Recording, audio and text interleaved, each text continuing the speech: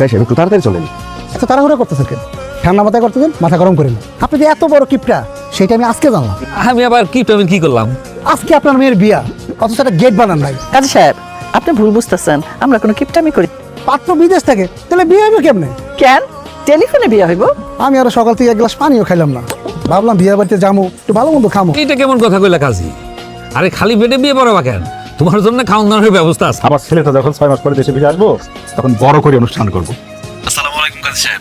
ওয়ালাইকুম আসসালাম।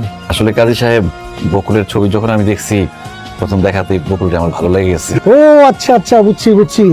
মহান আল্লাহ যার সাথে যা বিবাহ ঠিক করে রাখছে আসলে সেইভাবেই তো হবে।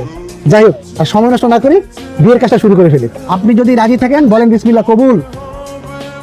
হ্যাঁ বাবা, লজ্জা পাওয়ার কিছু নাই, বলেন বিসমিল্লাহ কবুল। কবুল। কি ননদিনী, সবকিছু খুলে রাখতেছো, বাসর করতে হইব না? কি যে কও না ভাবি, করলাম টেলিফোনে বিয়া, জামাই হলো বিদেশে, বাসর হইব কেমনে? বাসর করবা টেলিফোনে। আসসালামু আলাইকুম। ওয়ালাইকুম আসসালাম। তোমার সাজমুখটা দেখাও। পারুম না, আমার শরম করে। আমি হইলাম গিয়ে তোমার স্বামী, আমার সাথে শরম কিসের? পারুম না, 6 মাস পরে দেশে এসে একবারে সামনাসামনি দেখি। এতদিন তোমার চেহারা না দেখে আমি থাকতেই পারুম না। মাশাআল্লাহ,